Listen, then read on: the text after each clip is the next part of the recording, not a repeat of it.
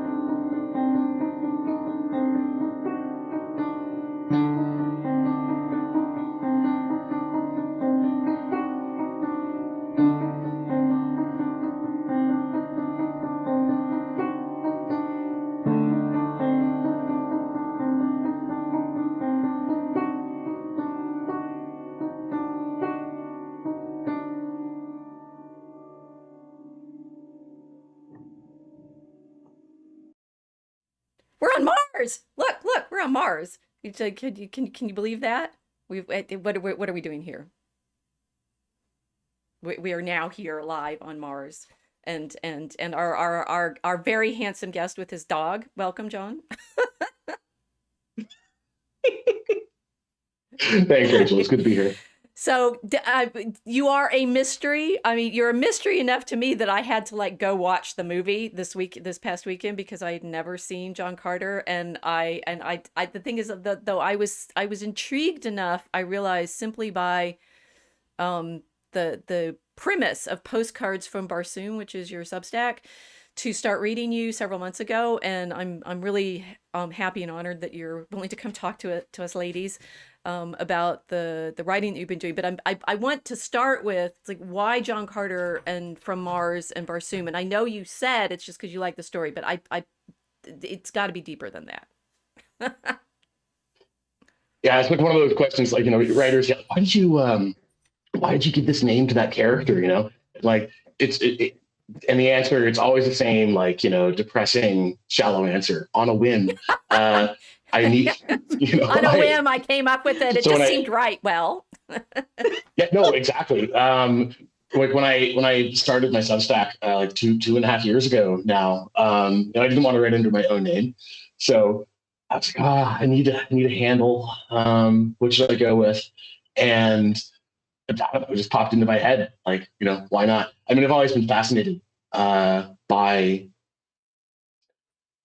the sort of John Carter, Edgar Rice Burroughs mythos, because it sort of like predates science fiction and fantasy as distinct genres. Right. It actually underlies a lot of the sort of American mythology that develops in the 20th century. Like, he's actually the basis for Superman. The whole idea of the green-skinned Martian kind of comes from that. So trust me, assume our audience doesn't know any of this. Tell us a little bit more about it, because I recognize I've watched the movie now, and everything you're saying makes sense to me. That it is like the story for so much of our fantasy and sci-fi, and yet I hadn't. I mean, you were stunned when I said I hadn't read it, or I mean, I knew it existed, right? And I was aware of Tarzan and stuff like that. But it's interesting to me that and again, like looking for, illustrations to have our discussion today, I found like, wow, there's loads of comic books, there's loads of book covers. Hmm. There's like, how have I never Hmm. heard of John Carter? It was sort of funny to me. I was Yeah. actually so I was actually a little bit surprised after I started writing the number of people who were like, "Oh my god, that's like my favorite thing." I was like, "Really?" I thought it was actually pretty obscure um, myself, and it's nowhere near as well known as like Tarzan, for example, or Conan the Barbarian.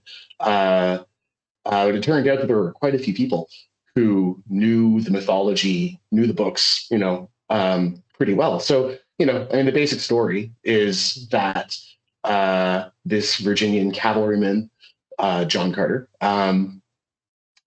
is out panning for gold kind of after the Civil War has ended, gets attacked by Indians, takes shelter in a cave, which turns out to be a mystical cave, uh, goes falls asleep, and then wakes up on Mars. And from there he has adventures. Battles green-skinned, four-armed barbarians, saves this. I think the original space princess Deja Forus, and like ends up becoming like the warlord of the planet essentially. Um, and he ends up with, because he's on Mars, which has lower gravity, he's able to jump really far, and he's very Superman. strong compared to the natives. Yeah. This is exactly what it's. You see, like the Superman thing, kind of like turned it around, right? Like instead of being a human going to their world, it's an Right. alien coming to our planet, and then they did the weird thing with like So it was because of a red sun or something instead of higher gravity, which doesn't really make sense. But comic book writers usually get a little confused on actual scientific concepts. Details. Yeah. But no, I find like my readers, my interlocutors frequently have more fun with the John Carter thing than I do. For me, it's really just kind of like that's the name I write under, and it sometimes influences the choice of art that I'll throw into my articles to spice them up. But it has nothing whatsoever to do with the actual subject matter. I'm going to convince you by the end of this stream that it does. I think it does. Like I immediately thought, yeah, it does. We needed to bring you in to explain to you how poetic your choice of character was. So Burroughs wrote, I then, doing my historian thing, looking up stuff that a lot of what he put, John Carter was his first story, and he was putting in things that were to a certain extent from his own life, right? That he did have experience out in the West. He was from Chicago, right? And it's interesting to me that he's writing. John Carter comes out in 1917, right, which is a big, like, talk about mythological moment for our story, and that he's doing it in the story between the Civil War and the current war that he's actually in. I am now, I'm grateful to you for nothing else, and like making me go pay attention to it, because it's not just that it's behind so much of our mythology. It's like it's in tandem with the very things that I think you're actually writing about in your Substack about history and science and such. And so it's this weird shadow, like you're behind the scenes for us talking to us, this shadow presence for a good deal of 20th century sort of self perception, which I found very interesting. Okay, so if you're, well, then the other thing, it's like I've started reading the book, right? I got the book with the cover that you use as your avatar. Frazetta, nice. Right? Is a I grew up with famous Frank these pictures in a sense, because he was all over the fantasy calendars that I had in the 70s, right? So I knew that style of art, but obviously not the characters. And that's another kind of thing, that Carter is somehow the space barbarian with the princess and the bikini, which is obviously them behind Princess Star Leia. Wars and everything. Yeah, it's like this is exactly. is clearly what she is. Leia is in the character.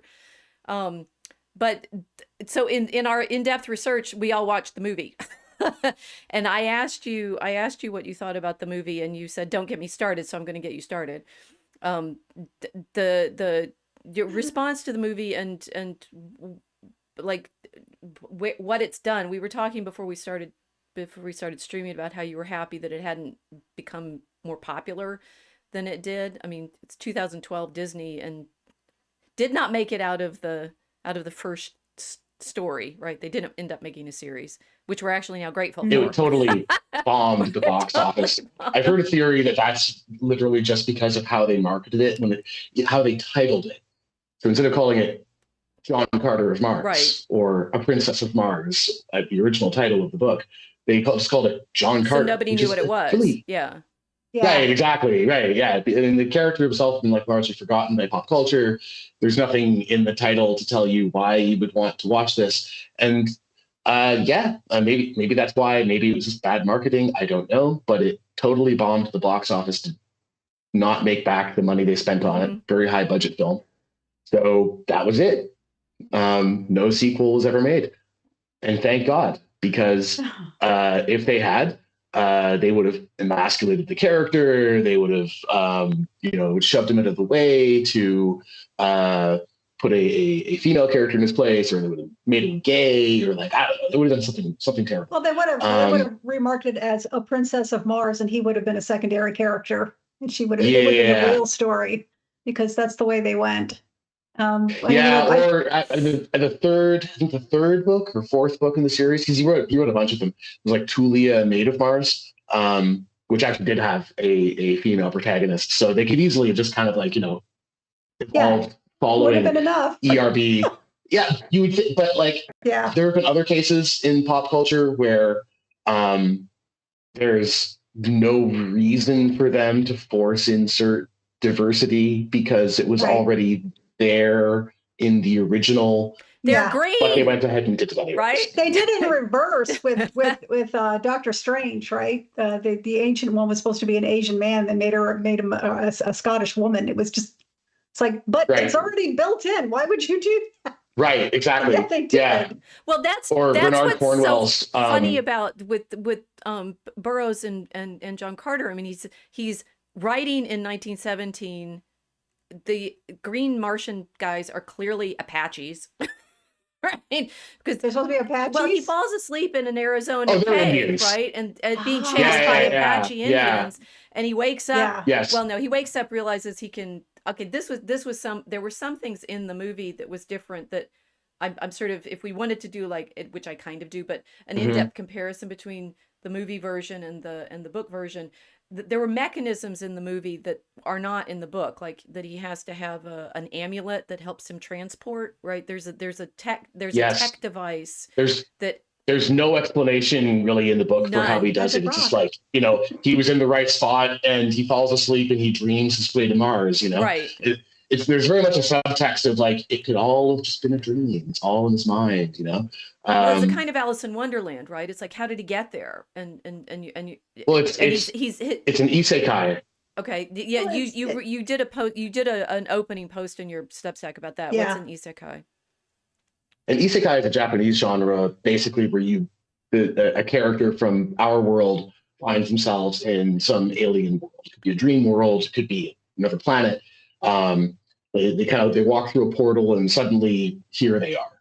And usually it turns out that they have some kind of special power there, or they have talents from our world that end up being extremely special in that world. And they become rather crucial to solving a problem in that world. This is a very common genre in Japanese anime. But I think A Princess of Mars might have been one of the first sort of like fictional treatments of that use that trope. Mm-hmm. I don't want to say for sure. I mean, like obviously like fairy stories and stuff like that, where you go into like into the Seelie realms or the Fey realms, or it's not quite the same. Well, but it is like that. He basically falls asleep in an underground.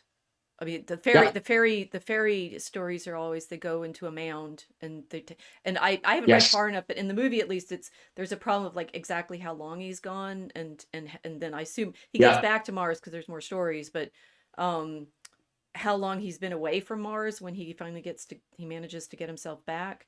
It seems like you're right. I hadn't thought of that. It's actually classic fairy problem that he goes and finds a princess and marries the fairy princess. Right. This is And what I then meant when time has no it's meaning there, right? And then when he comes back, it's like everybody's dead or no time has passed at all. And then when he goes Right. back, it's been centuries. That was in Irish right. mythology too, with Tir na Nog.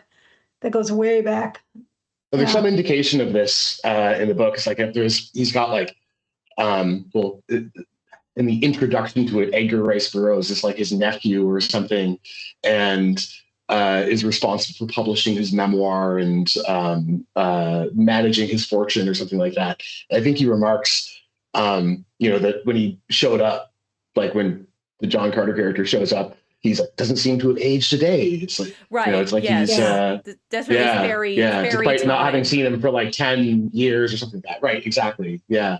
Right. No And- time has passed. Yeah. It sort of gets at that, at the book predating the division between sci-fi and fantasy, because like a lot of it, it's just sort of, it's magic, like it just happened. But then there's other things that are sort of where he actually was thinking through some of the actual scientific implications, like the fact that Mars has lower gravity, the fact that it has two moons, which kind of plays a little bit of a role.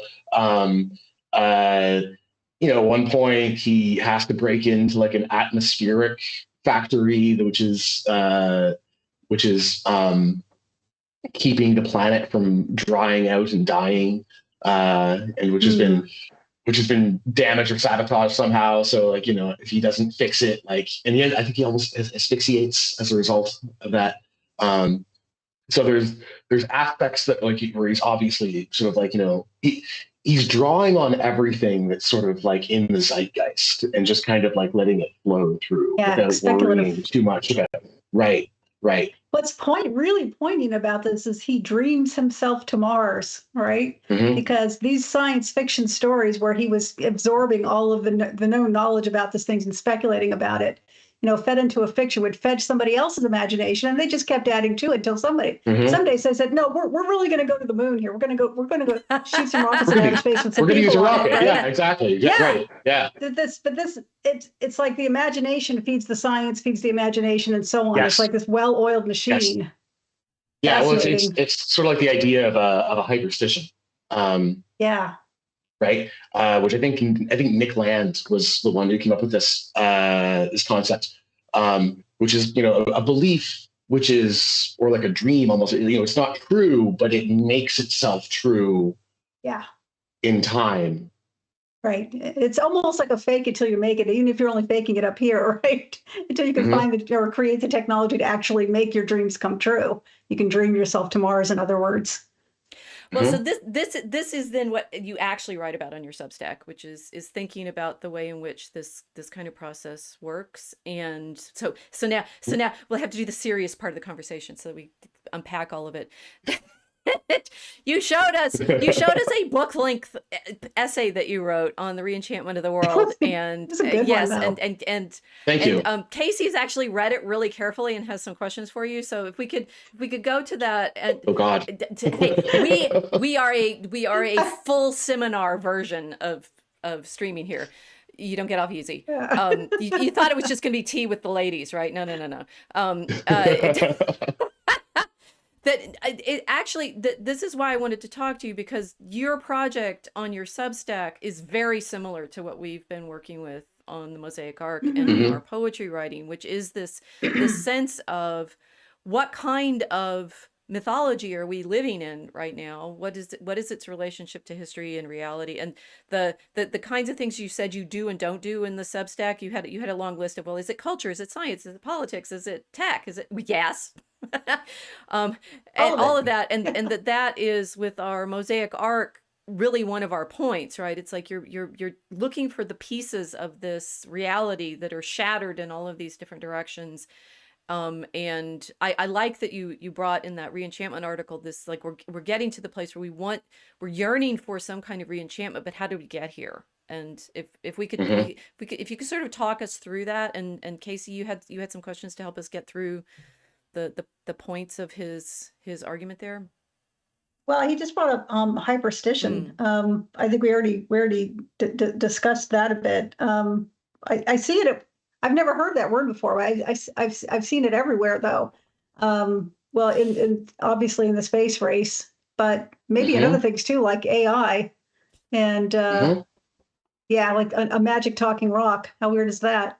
You know? In a very general sense, it gets down to the interaction between intentionality, imagination, and reality, which does not even necessarily have to involve technology. Like, so an example I use, I think, in the article is like, you know, you're hungry and you decide you will get an apple. Well, you don't have an apple right now. You're imagining yourself holding an apple and taking a bite of it, right?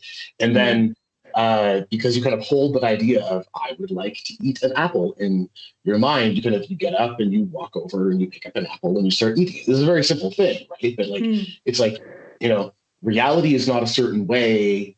You see in your imagination a way that you would like reality to be, and then you take steps to move towards changing reality to match what is in your imagination.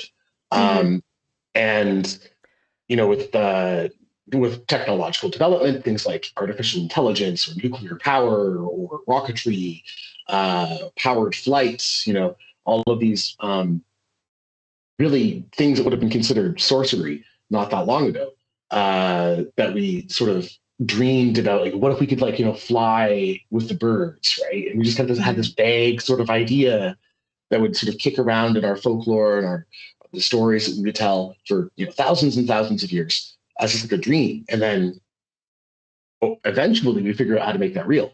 Because obviously some dreams are much more like the distance between the current configuration of reality and you know, the place that you want to get to is very vast. So it's not as simple as standing up and walking across the room to get an apple, right? Like it takes millions of people working over thousands of years in order to make it real. And weirdly but enough, you still got that. Yeah, Werner von Braun actually saw this coming, right? And he created a fictional book and cartoons to actually introduce kids to the idea of exploring space.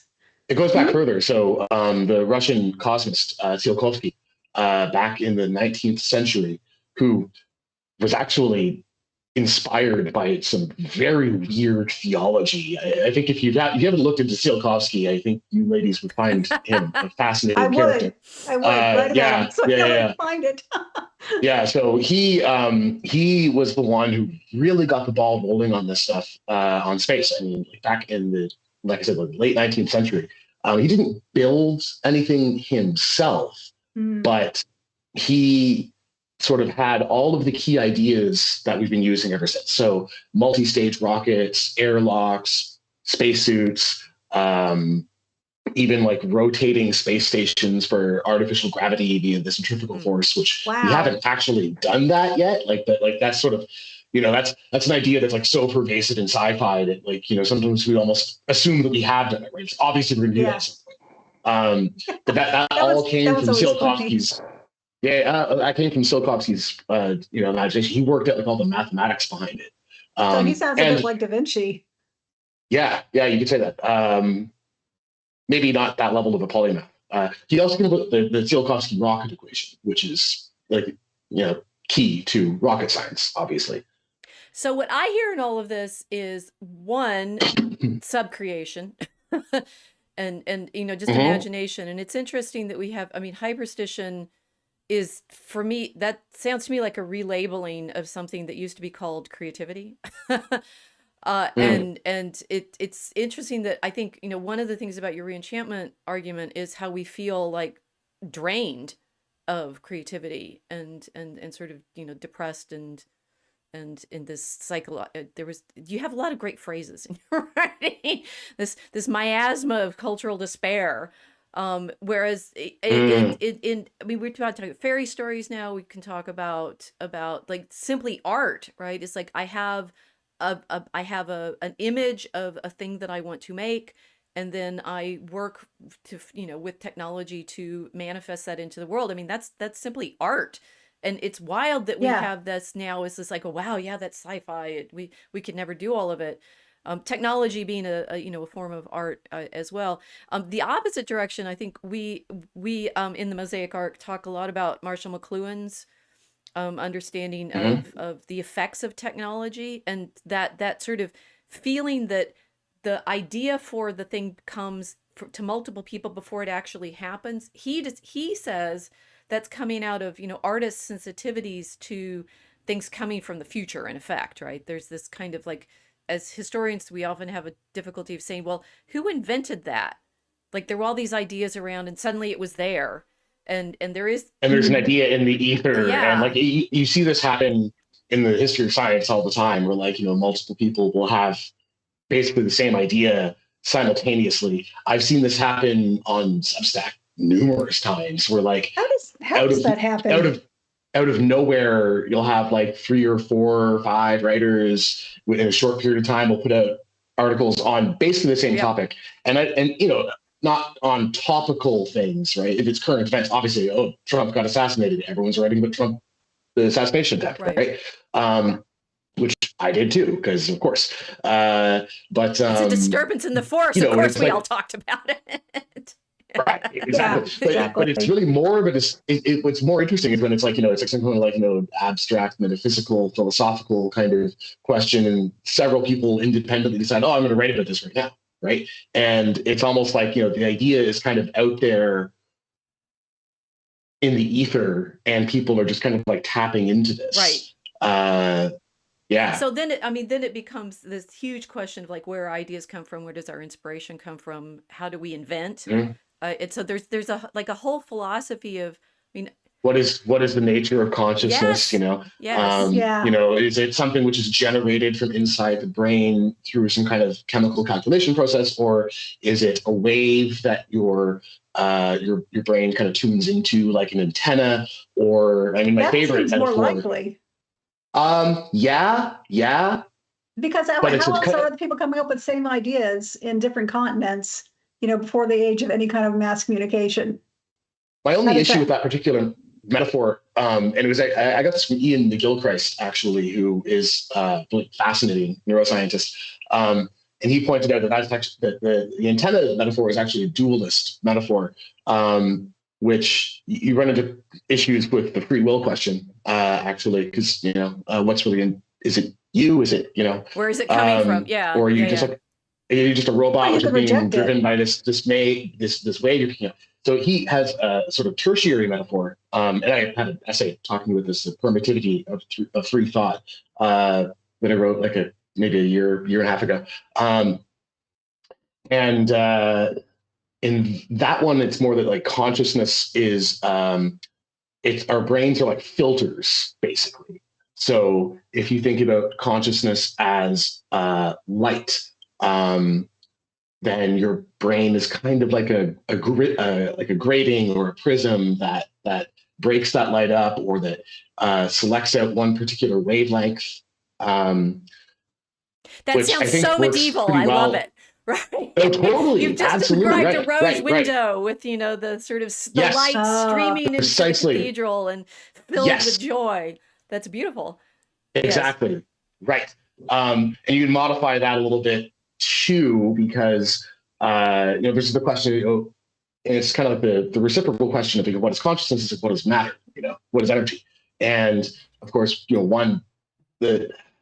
the monist answer is that's all kind of the same thing. This is different aspects of the same thing, right? Like matter is like crystallized consciousness. So the metaphor that I kind of came up with was like, okay, imagine like a river flowing through a landscape made of ice, right? So it's all the same substance. The ice, the river, all water, right? But some of it's solid, some of it's liquid. The water running through the riverbed carves the riverbed, changes its shape, right? But at the same time, the shape of the riverbed is guiding the water. hmm. Uh, it's a reciprocal process. And in the same fashion, like you have a habit and you find you do things all the time, right? Like that's like the shape of the physical shape of your brain is like affecting the way that consciousness expresses itself through you. But the thoughts that you have will also change the shape of your brain. Right. It's not a one-way thing. Hmm. My dog gets trapped That's under my interesting. desk. So imprinting happens on the brain. That's a powerful thought. Well, again, these things are old ideas, and it's interesting that they feel, I mean, it's wonderful that they feel fresh and new again, that people are puzzling with them, but the sense of our ability to create and our embeddedness in the world seem to be something that people are finding both. Well, I want to go back to the despair, right? You're being too happy.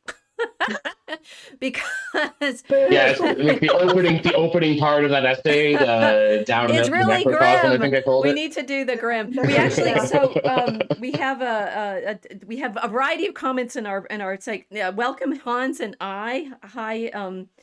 He says, I love how women and men think differently. This is a great conversation. We aim to please. We will be the princesses to his hero. Okay, they're talking about some other stuff with Mel right now. We need with before we find the happy solution to how we make new mythology, we need to go through some of the reason that it's feeling so dire, right? The dark ages that we're in, which I of course don't believe exist, right? But the sort of problem of why is we're obviously enjoying in this conversation the ability to say, yes, we live in this light-filled universe of joy and beauty. Why is everyone so depressed? I mean, the short answer is we killed God. Oh, well. Like Nietzsche said back, like yeah, like which is like shorthand for like disenchanting the world, right? It's like you've taken all of the magic in it. You've drained life and mind out of a world in which you, in a more naive, childlike state, we sort of like naturally just assume that the world is like that.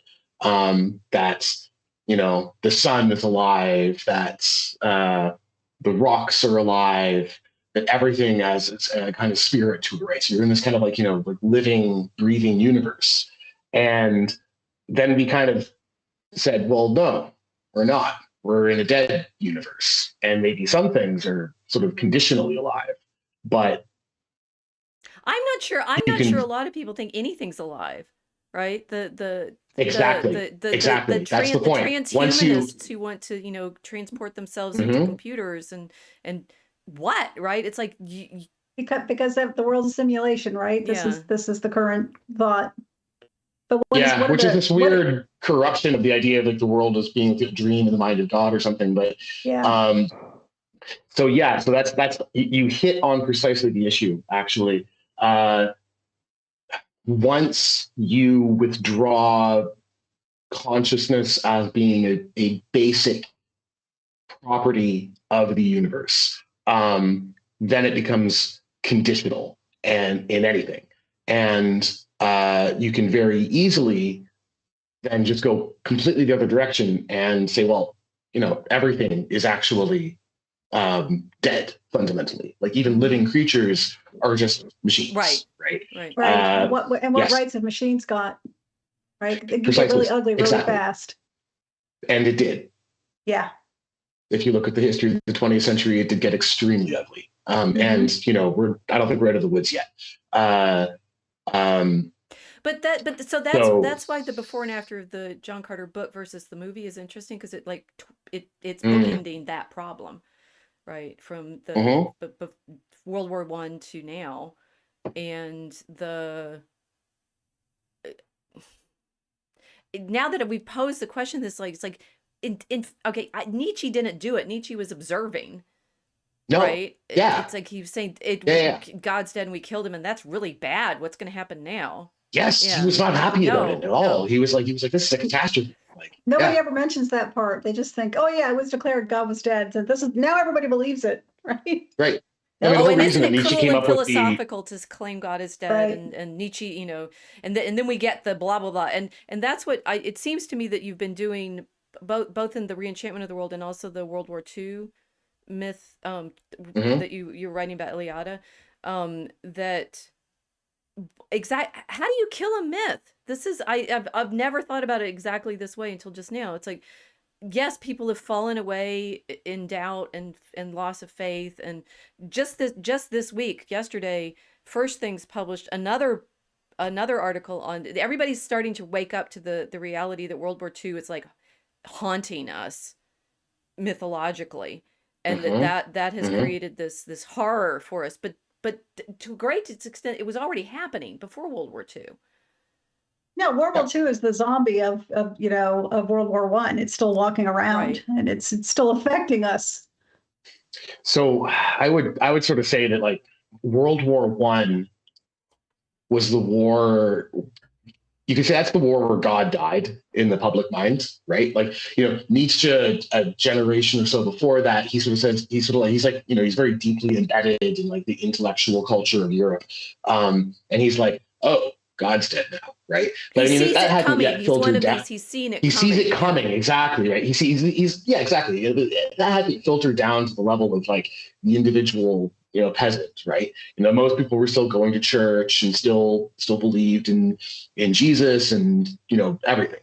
But World War I happens, and it's just this. It's a complete atrocity on all sides. Like huge numbers of people die for no good reason that anyone can tell. It doesn't just kind of kill God in people's minds. I mean, it does that because everyone's kind of like, how could a benevolent deity do this, right? Allow this to happen. It also kills European civilization, actually, like the sort of the whole notion of having a warrior aristocracy of the warrior aristocracy is divine the thing that kingship of. It's the empires, and they actually were destroying each other. And they were some of the first victims of it. Actually, Right. I mean, the casualty rates amongst the officer class were higher than they were amongst the enlisted soldiers, which people frequently forget that. So I mean, like Europe lost the flower of its youth. The aristocracy got gutted. It sounds like they were committing suicide, but why? Why would they do that? Well, right, because God was dead, actually, right? But they hadn't really quite clicked with them yet. But like you were already in a society, in a civilization that was operating on these kinds of very mechanistic managerial principles. But the consequences of that hadn't really filtered down to people yet. Yeah. And okay, so then that happens. Everyone's walking around in shock for like a decade after World War I, right? You just have to look at the art of the time, the poetry. Look at like T.S. Eliot, for example, The Wasteland, the rise of modernism. It's just a very bleak time in a lot of ways. And at the same time, you have this sort of Nietzschean, Faustian sort of reaction to that, almost like a code. Right. This is where the idea of the overman really gets embraced by the progressives at the time, who are more like, in many ways, more right wing progressives than the left wing progressives that we think of now. And like they were all about eugenics, for example. And, we're going to use science to improve humanity, and even the communists, they were like, we're going to do like scientific socialism. Oh yeah, right? communists. This is what people. I've been trying to convince people of this, that capitalism and communism are these Girardian twins that we've been talking about a lot here. That they're both love machines. Yeah. Right. It's like they're the twins of the machines. That the communist ideal was make enough. It's like it's the one that everybody wants their own robot. Right. It's make enough machines so that people can all be poets. I mean, they literally say that in the ABC of communism, that they want. It's an industrial vision. They're destroying the farm world. The kulaks that the Soviets murder. They're just capitalism and communism are just arguments over how best to manage an industrial democracy. Exactly. But they're both completely they're brothers of each other. It's brother twins. This is why fascism is the sort of redheaded stepchild of 20th century political theory, because one should say fascisms, because it's not like there was one ideology there during the time, but a lot of them were explicitly rejecting that sort of mechanistic view of man and the reduction of man to Homo economicus. They could be very authoritarian, for sure, but there's a strong strain of romanticism. Like the Iron Guard in Romania, for example, were very, very religious. So it's probably not accidental, but liberalism, basically capitalism, and communism, like both kind of like teamed up to, take out the fascist insurgency in Europe during that time. And then, okay, so World War II. So like World War II, that wasn't the war that killed God. That was the war that built the new myth. Right. That, Right. that, because there was no real myth that came out of the Great War, right? That was the trauma. And then like people just didn't know how to process that. And then World War II was like the sort of the completion of that story arc, essentially, that led to everything that we have now. Which people are starting to, I mean, the myth is breaking because people are starting to, People are noticing. Yeah. Well, yeah. I mean, I think, so people have like noticed that it's mythic for a long time. I think a lot of it's just economic, frankly. People are like, the system that was built at the end of the Second World War is breaking down. It's not working for a large number of people, and has become suicidal, actually, if you take some of the moral imperatives that were set during that time and you apply them with ruthless logic, and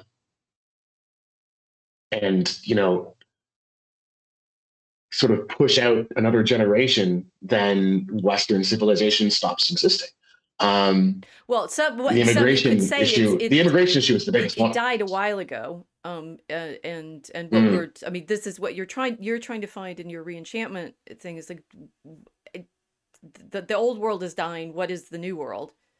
And I'm still now trapped in the thought that I have. It's like exactly like Nietzsche has seen something coming, but it's already happening, which is why he's able to say it. Now I'm like, exactly why did God die? and I have historians' versions of things about how the scholarship is historicizing the myth that they had, which was Christ, right? And doing all of this work in like the German liberal Protestant theologians dealing with the degree to which Jesus is a historical figure and therefore demythologizing his role. But that again, I don't feel this is the sort of cause and effect, the degree to which we as writers or storytellers can make myth. I don't know where that's coming from. I don't know that we can do that. Casey? How do you explain to people, because this is hard for me to wrap my head around too. The word itself, myth, its definition means to most people false. Somebody made it up. So when people say you want to demythologize Christ, does that mean that they considered Christ to be a made up person and they wanted to prove that no, he was really a historical person? And does that apply also to things like the narratives surrounding the Second World War or even the First World War or any major event? So that's I touched on let me just say that that's exactly what they do in the mid-19th century with Jesus. To say first, David Friedrich Strauss with his the Life of Christ critically examined shows that the Gospels won't work as historical sources because they're all into like writing historical truth. That they don't work as historical sources because they have these factual inconsistencies, so you can't even date things with them. And how is this character even consistent? Because there's these different stories about him. And then there's a sort of flip side of that with like Ernst Renan, who wants to make Jesus more like psychologically realistic. So what would it have been like for this man in who came from Nazareth to have this mythology grow up around him? And would he not be like Renan kind of, he sort of sees them as like going nuts, right? Because and that's where you get the Last Temptation of Christ and movies like that, right? From that line of thought. It's like there was a real person, but he's actually so laden with everybody's mythological expectations that he believes it, right? So he's gone crazy. This is also you see the same kind of thing that people will do when they kind of deconstruct heroes, right? Like historical personages, right? Where it's like, oh, well, actually, he was like a regular guy, and he only went and Cortez only went and conquered Mexico because his dad was mean to him on Christmas morning when he was a Yes, kid or exactly. something, right? Like, Oh, good grief. First, right, he didn't like, exist. No, exactly. actually, he was just Yeah. ordinary. It's emasculating And of him. course, if we do that with certain figures, for example, Adolf Hitler, now that's very, very dangerous, because I think in your discussion of the myth of World War II, it's like you can't question you. It's like, because I think that you can see it coming, right? It's like, well, wait a minute, if he's no longer the embodiment of evil, but he had context.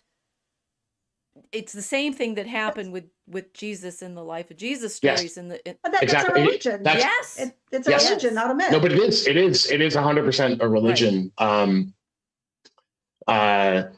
There's spicy name. I won't repeat because this goes on YouTube. There's spicy names that have been given to the World War II religion, but I mean, it's sort of this dark parody of Christianity with I could see that. an entire people projected into the suffering of Christ, but without really having a redemption at the end.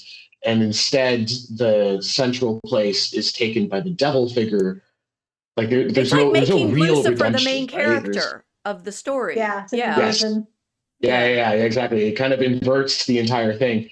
And you do see in certain parts of the internet right, there's been a tendency, kind of a perennial tendency, really going back decades, and it kind of comes and goes. The internet right doesn't go back decades, but you know what I mean. Where they just take that myth and they invert it, right? So if Hitler was a devil, well, the current order sucks, so therefore Hitler must have actually been Satan, right? And he's a tragic hero. That's the temptation, just to flip them over. But that's like capitalism, communism flipping each other. You're still in that same dynamic. Right. You're still trapped in the same thing. Exactly. Right. And it's actually very similar to like what, like literal Satanists do, right? Where they're like, they often start out as kind of like, oh, I want to escape like the strictures of Christianity. So I'll just turn the cross upside down and I'll worship the devil instead of God. And exactly. Right. And I'll say the Lord's Prayer backwards or, whatever. But they're still inside that system. Right? Like they haven't actually escaped the system. They just have decided to. It defines them. Right. Yes. Okay. So Casey, we still have to answer Casey's question about myth, which I interrupted to do my little history thing. Oh, right. And then, yes. and then I have two options here. It's like these are inversions within the same system, or Christianity is just true, which is where we go to. Right. And so it's like you're saying that the reality is this light-filled world of joy and and of a benevolent creator that we participate in, who came to save us, right? And so but let's talk about the definition of myth, because I think in your reenchantment piece, you're wrestling at a lot of different levels with defining that, and maybe people talk about the mythos and logos first, and then work from there. Yeah, so I mean, those are Greek terms, obviously.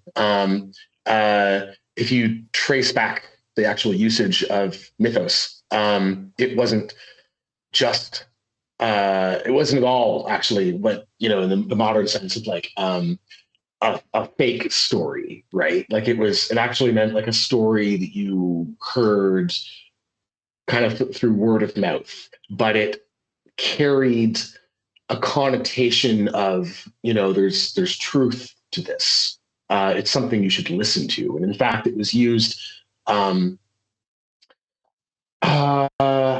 as to refer to a form of speech as well as like a body of stories, as was logos, actually. So like, I guess the logos would be like kind of like a more sort of analytical, planning nuts and bolts description, whereas like mythos would be would be used in like Homer, for example. If someone was speaking in mythos, it carried the sense of advice or counsel, or even command. There's an imperative sense to it. So if you go back to the sort of Dark Age Greeks, right? Like they clearly had this idea of mythos as being something that you should listen to, right? This was actually bound up with this idea of this body of stories that were kind of like passed down from generation to generation, that might not be true in the literal sense, but you should still listen to them, right? Like a parable. Potentially, yeah, that's that's certainly an example. Yes, kind of. I guess the big difference is that we know Aesop wrote the fables, right? Like we can point to a specific person and say, this one guy wrote that. Oh, bless your heart. Unless he heard it and then wrote it down. Well, right? okay. I mean, yeah, unless Aesop himself was a myth. I don't know. I mean, if we redirect to more modern writers, the causticness of historians, like, well, I believe in the evangelist, but Aesop, no. But that point does apply certainly to like modern writers. You can point to a specific person who wrote Did like Nietzsche actually a certain exist? work, Yeah, right, or Shakespeare. Oh, but there you go. That's apparently. We'll get Hans back on with his. I do not want to believe that about Shakespeare, but go on. But the thing is, Shakespeare works as mythos too, and you do point, John, to this as a character of myth when you're talking about the memes, which we want to get to. Is myth doesn't feel like it has a single author for the culture. Yes. Right? Yeah. Right. Yes.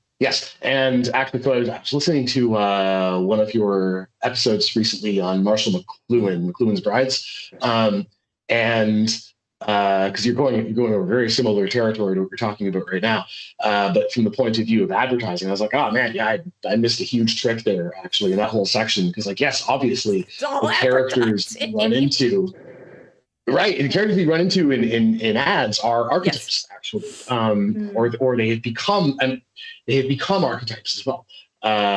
So yeah, and probably more so than say superheroes, because I guess with advertising archetypes, in principle, you can track down who wrote the copy for a given ad, right? Which agency it came from, but they're all sort of drawing on such similar sort of tropes that saying exactly where that idea came from, because it gets pretty fuzzy. And the copywriter is very much in the background. Yes, and Dorothy Sayers has this thing saying they don't even know the copyright. The copywriter should not be people you can identify as existing. In effect, right? Yes. Because they should be. The ad is effective because it taps into something it's kind of already there, but not. It's like crystallizing. It's yeah. Right. So Casey, I mean, myth as I read it is what we do, right, in our mosaic artwork, right? We're trying to pay attention. It's poetry, right? It's tapping into, and the ancient myths are in poems, right? They're Homer and Ovid and Aeneid and things like that. It's like, and they have that character of reality that's more, it's Platonic, right? Mythos is very Platonic, because Plato uses myth in his philosophy, right? Which is interesting because everybody thinks of, people can think of Plato as like analytical, but he's actually mystical, and there's that both of those are part of the Western tradition. As opposed to logos, which is also Platonic, but it's also in people's understanding more the dialectic Aristotelian mode. Yes. Yeah. Yes, exactly. Yeah. I was just going to say, I think myth is it uses fiction to highlight truth. Yes. Right? So and logic uses just pure facts and reason. There's no fiction surrounding it necessarily. But there can be a really important nuance there, because you can also use truth and logic to tell a lie.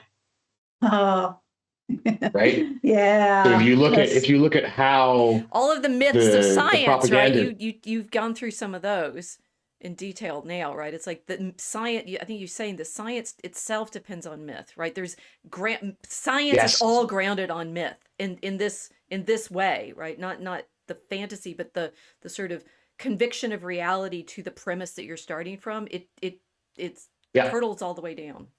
Or it's just one big turtle. Yeah, actually, a lot of scientists in my experience, just a turtle floating. if you question the mythology, that their personal mythology that they buy into, which most scientists tend to buy in, they tend to follow the mythology of science, which is very much your sort of atheist Richard Dawkins Big Bang sort of crude materialist, bottom up, emergent kind of way of understanding reality. Reality is a clockwork mechanism, essentially. And if you sort of challenge that, I've had them get very angry. Oh, of course. On Of occasion. course. Yeah. It's But one of the interesting things that I've noticed over touched the the years, sacred. though. You've touched their sacred. I can Yes. tell you, I know we had this Or conversation. expose them. Well, no, it's my example for me. I'm a historian. Touch chronology, and I'm the lizard thing goes right. I'm like, I've seen it. Are you saying flamenco? Are you saying flamenco was right? I actually used the Tartaria stuff in a class I taught precisely for this reason, to show it's like the ground of history is being able to put things in that chronological order. And if someone comes along and starts messing with it, oh my gosh, I am freaked out instantaneously in ways I had not quite anticipated when this Right. happened in our writing group, right? And I'm like, wow, I'm really upset. Yeah. Okie dokie, I Yeah. found mine, right? It's like Why am I so upset about this? Right. Yeah. why, Yeah, so yeah. you know when someone's touched your myth, when you're those lizards that have the fringes and they go right. That was me. But what makes me even more sort of convinced that is a very widespread myth, especially in the academic sciences, is precisely who gets angry if you question that, right? So my personal experience has been that if I have that conversation with physicists, mathematicians, people who are at the higher end of the hard sciences, they don't get angry so much. A lot of them are like, "Oh yeah, no, yeah, mind underlying everything. Yeah, that kind of makes sense. Actually, I can see." Well, that. that's And no, then it's if I you haven't touched their myth, right? That's the interesting. It's like I No, can no, be no, I perfectly calm haven't- about all sorts of things, but then there's this Totally. thing that whoa, you touched that, totally, I'm really upset. Yeah, I haven't. Well, I mean, if you question like relativity or quantum mechanics, they might get a little angry at you. Right. But right. But if you question that to a biologist, for example, or a sociologist, they will get, I found, much more angrier than the physicists will, because they're very sort of, they are attached to this as a fundamental underpinning of their entire world. Wait, define this right? again. Like, the sociologists are upset by this being like the sort of the myth of the world is a machine, basically. Right. Okay. That metaphor, like that is basically underpins the Darwinian idea. If the world is in a machine, you don't necessarily even need Darwinism, actually, because now there's room for teleology, there's room for design to come in from somewhere. So there's alternative explanations for biological structure formation and evolution that don't necessarily have to involve like a bottom-up natural selection process. I don't rule it out either, but it just becomes less necessary. That would bother a sociologist particularly. In particular, why do you think? In your example, because the entire society is built on it, right? On this presumption of natural selection. So the sociologists are all communists, and of course the communists are all materialists. So that's basically okay. Yes. That's well, the I quickest actually answer. no, that works. I do have an answer. But Yeah. there's a book called the Sacred Project of American Sociology by Christian Smith. And his sociology is a religion. It has a religious premise that we can, that the individual needs to be liberated. It is, you're right. It's a very, communism is actually, the ideal is everybody gets to be free, right? You're liberated by the work of all the machines that everybody's being served by. But that the progressive model of the individual is the individual would be free if not for the strictures of society that therefore need to be fixed. Right. And eliminated. It's the fixableness of the society that sociology depends on. It's like you're going to do a study and figure out how to fix all these bad things so that the people can flourish. It's ironic. Because I would also. It's such an odd thing to say to the people. I'm sorry. Go ahead. I was just going to say, I would also argue that a materialist conception of reality, and in particular mankind, is necessary in order to even conceptualize of human beings as objects that can be rationally programmed by sort of scientific sociological interventions, and that would even be like a moral thing to do in the first place for a kind of managerial experts to kind of come in and be like, okay, well, we've done the studies, we know the stuff. Of course, it's moral. We've decided because they're there. Yeah. this is the best way for you. Like, we don't really care what you think. We're just going to like operate on you because it's in your best interests. And you look at like, in psychology, like, B.S. Skinner, behaviorism, underlines this entire way of looking at human psychology is just like, a machine. And because it's a machine, there's no moral value to it. So you can kind of do to it whatever you want to do to it. But right? there is as long as the outcomes. But there is a premise of benefit. I mean, okay, so I is asking, will you guys talk about what materialism means to you?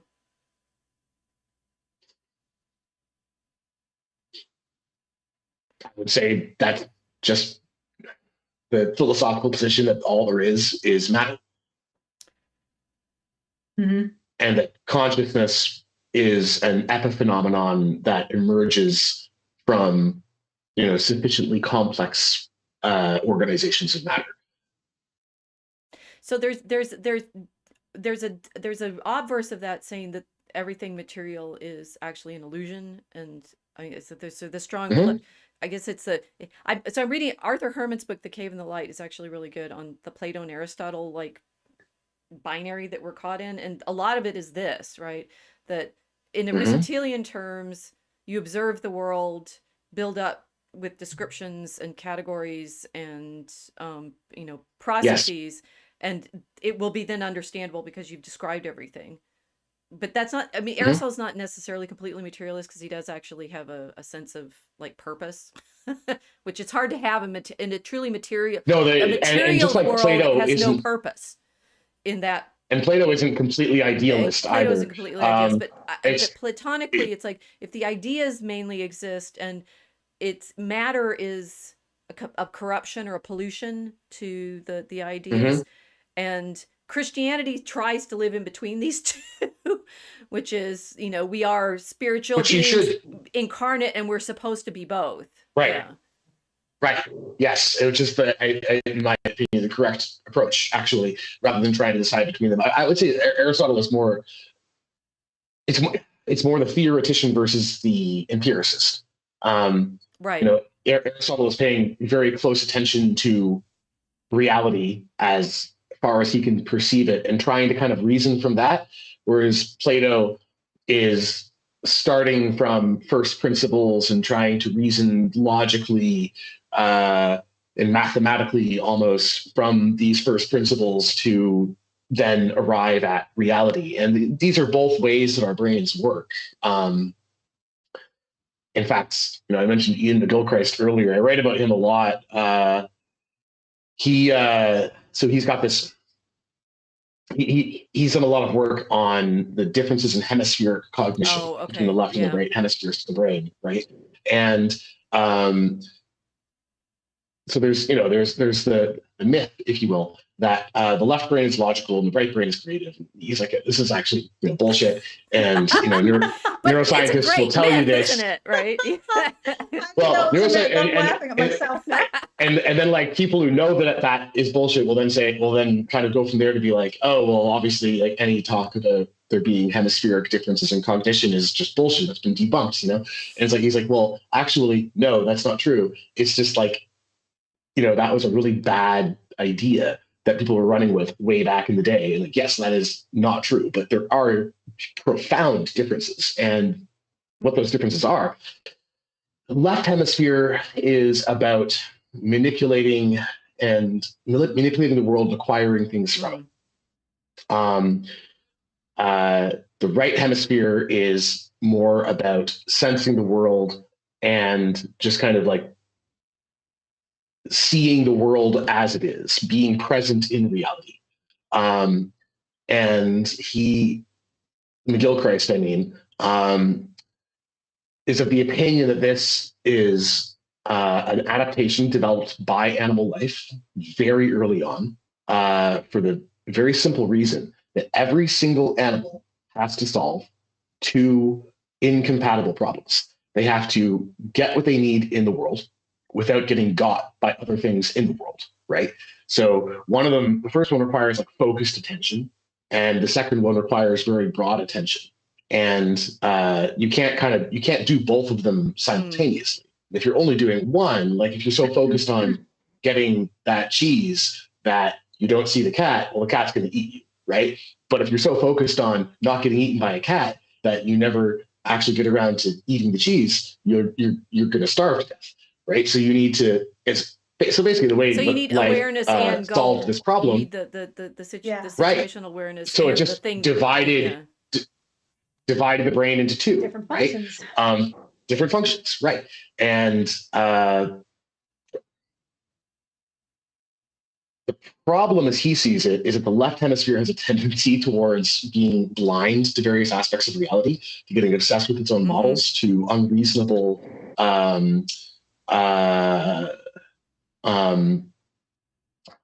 unreasonable belief in its own efficacy. And the right hemisphere sort of isn't maybe quite so active, but actually, according to when they've done like IQ tests, for example, or cognitive tests, when the hemispheres are separated, it always turns out the right hemisphere actually is much more intelligent than the left hemisphere. And the poets win. So it's actually no wait. Yeah, well, right, but actually, and then so. Earlier on, we were talking about this idea of like, we once lived in a living cosmos, and then we kind of killed God. Well, what actually happened here was really just we turned off our right hemispheres. Well, so then it's like enlightenment versus romanticism. It's reason versus art, right? It's and like, and now I'm even more annoyed with the term enlightenment now, because it was just the biggest gaslight in history. Yeah, it's very much so. You were enlightened. Shut up all the lights. Okay. Well, McGilchrist actually he shows in some of his work that this has been like a cyclic thing that's happened in human history, going back sort of at least to the Greeks. So he's something of an art historian as well, and he's noted that artists who have sustained severe hemispheric damage to the right hemisphere, their art will sort of take on a very particular set of qualities. Will often lose depth. It becomes very flat. Things will get out of proportion with each other. So think of modern art, for example. But also, that must be so frustrating for the artist. I can't even imagine. I mean, if you don't know, you don't know, right? I mean, yeah. And he points out that this has actually kind of gone back and forth throughout the history of Western art, at least, where you'll have periods where art is very representational, very detailed, very lifelike, where obviously the artists are paying very close attention to the human form, to the natural world. And then you have periods where art suddenly reverts and it becomes very flat and sort of geometrical, and his hypothesis is that this is actually corresponding. This is an indicator of a society which is where the modal person is sort of like utilizing both of their hemispheres on a regular, like listening to both of their hemispheres, as it were, on a regular basis, versus one where the left hemisphere is just kind of like taken over completely, which can happen because of too much bureaucratization in society. That's one of the main things he points out is bureaucratization, I think. But yeah. Well, the chicken and egg of it truly is this chicken and egg problem of and this is where this, I moderate, sympathy with the sociologist and trying to figure out, it's like, well, we are actually affected by our society, right? That a bureaucracy, which we're living in right now, that's overwhelming and uncorrectable, which bureaucracies seem to be by definition, is stifling and such. And so, but ironically, sociology is going to fix the bureaucracy by being more, right? It's like by being more bureaucratic, right? Yeah, exactly, right. Yeah. Yes. Or yes. that, Another thing that we've talked about a lot is like the cities. The city, I just like my baseline, keep saying this out loud all the time, is cities are the great artifact of humanity, right? They're good, but they obviously can, become, deadly and constricting and such. And so architecture is the magnificent example there of, you've built something, now it's like physically imposing in the environment, you've imagined it into reality, right? People put it together and build it and things, and then all of this architecture. My deep meditation is like streets that have curbs. Somebody had to go put them through and put all the curbs in. And then the curb is just like, you can fall off it. You can twist your ankle. They're boundaries for your dog can go on or off of them. The curb. Like, I think the curbs. no, just curbs. Okay. Like, Yeah, if I live in Chicago, right, it's like surrounded by this built environment, which is both completely a human invention and completely constricting, because it's here now. And so it's like we do this with ourselves. I mean, the horrible thing here is like, how do you deal with all of this? Well, if every so often war comes along and you blow up all the buildings, you get to start over. Oh no, wait. Right? Yeah. It's a real problem. Well, that's one of the things that Miguel Christ points out, is that like in his historical treatment, he sort of notes that like you have this kind of golden age where people are in both of their hemispheres are working. So think of like classical Greece, think of Renaissance Italy, think of 19th century Europe. Building lots of new buildings. Lots of new buildings, but like the art is, like I said, it's very like representational arts, and usually these areas are also known as like high points of philosophy and culture and the science and all this. But then, as a result of all of that, you have a very prosperous society. The prosperity then leads to a kind of bureaucratic overgrowth, and then things kind of solidify, and then that solidification of the social order then leads to people becoming sort of greedy and acquisitive and rule following, and as a result of this, like spending more and more time in their left hemisphere mode of cognition, which then leads to a lot of kind of blindness, because the left hemisphere just doesn't see what it doesn't know, essentially, whereas the right hemisphere can see something without worrying about understanding what it is, right? And then, as a result, those societies usually collapse because they will end up behaving in increasingly antisocial ways with each other and making increasingly terrible mistakes. And then, maybe you do get a big war, or you get an actual collapse, barbarian invasions, what have you, and things kind of reset back to state of nature. And the cycle is able to begin again. And I find it very interesting. It's very similar to Spengler's treatment of historical cycles, where you start out in this sort of mythic springtime age of the culture when everyone is living in villages or in rural areas, and the myths are sort of experienced as being very true.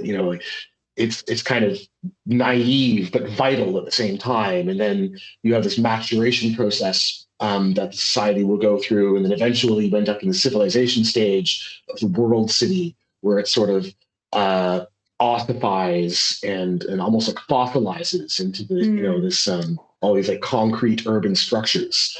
And at that point, the society starts to lose touch with its actual root in the land and the spiritual vision that it came from. It exhausts itself and dies. And of course, Spengler pointed out numerous examples where this had happened. I'm thinking of more as you're talking. Yeah, totally, yeah. I mean, this could obviously happen on a planetary scale as well, if you had a planetary culture. As we have a planetary, we very much have a planetary culture now. It's like the McLuhan meditation. It's all bound. It's been bound together since the telegraph, electrically. But what I find interesting with McGilchrist's view on this is it's actually kind of like quietly optimistic, because it sort of says like, well, actually, if it's really all just kind of a switch in our brains, then all we have to do is figure out how to keep switching ourselves back into that right hemisphere dominant mode of consciousness. And if we can do that on a large enough scale, maybe we can kind of pull back from societal collapse and re-enchant the world that we live in. Because a lot of it is just kind of how it's a matter of perception, right? That's what Casey wanted to ask you about.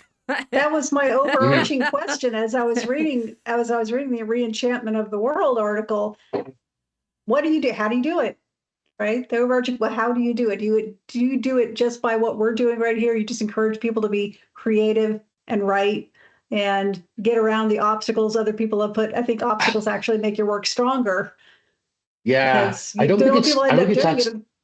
Go ahead. I don't think it's that simple. Like, I don't know if there is an easy answer in terms of like how to say.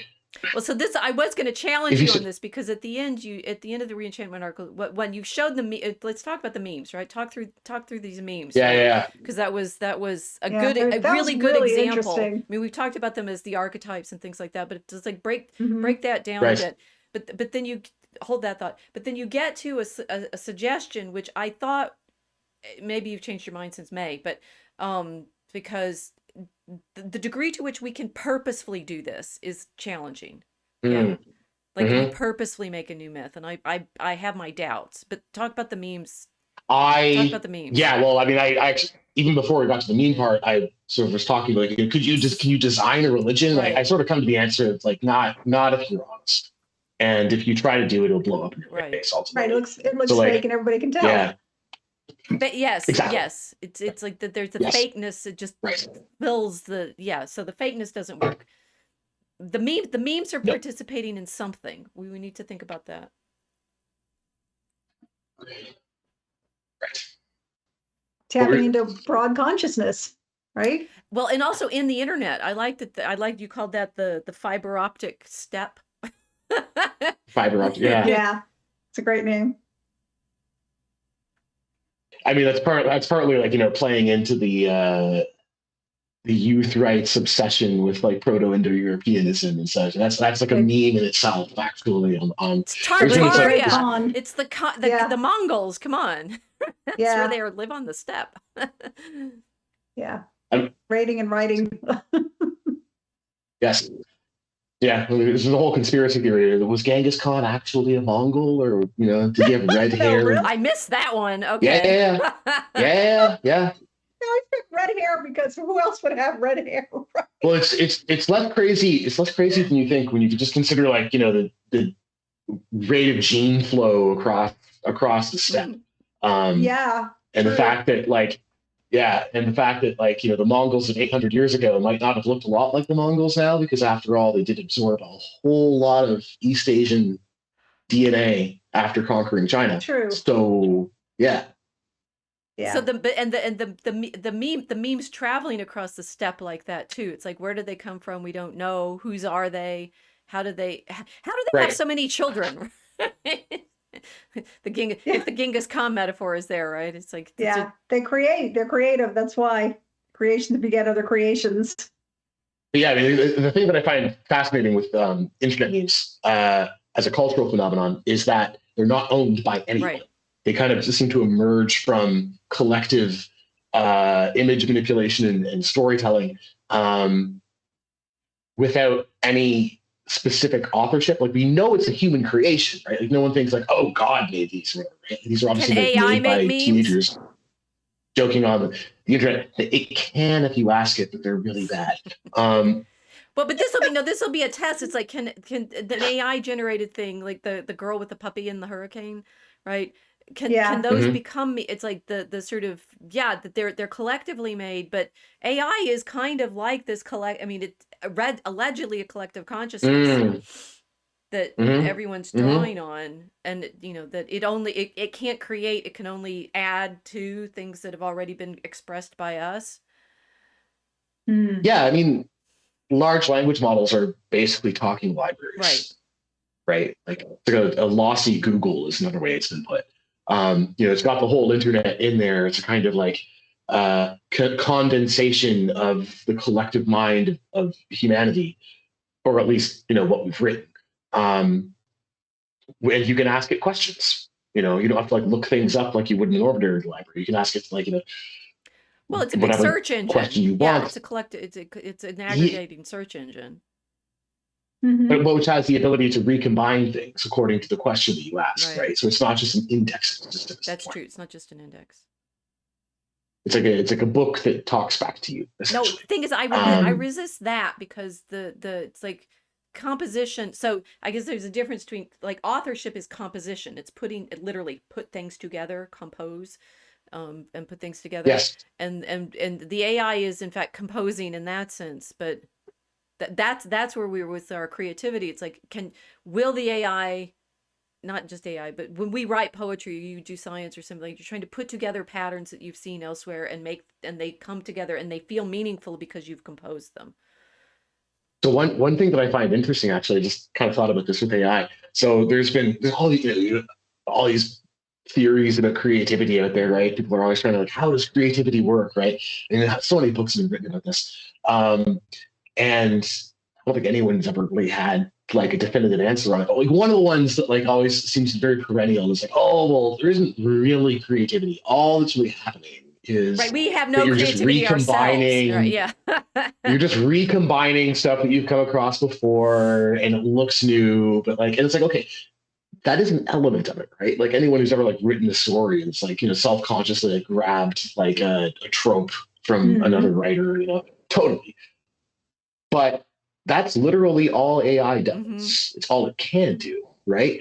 And the low quality of what comes out of it actually, like, sort of suggests that there's more to it than that, actually. And then, if you talk to almost any creative, they will talk about inspiration, about like, just you kind of have this like you just get grabbed by something and it just pours through you and you have no idea where it came from, like the genius loci, right? And I don't think the AI can do that. I think that's something that so far only because we still don't know exactly how that works. Yeah. I mean, human inspiration when they're creating something is unique because every human being is unique. AI seems nothing more than the remnants of other people's creations. So Yes. it's not going to have a lot of depth to it because of that. In other words, it doesn't have a soul. And the way that large language models work is specifically by predicting the most likely completion of a character string given the previous character string, right? So by the very nature of that, it's going to be making derivative crap. Yeah. Because one of the essences of, genuine creativity is you need to be a little bit surprising, like you don't want to be too unfamiliar or your readers get totally lost, but you also don't want them to be able to predict every single thing that you're going to say because then obviously it's boring. Yeah. Right? So there needs to be novelty in there. AI is unable to surprise. It's like when you read a text written by an AI, your eyes glaze over.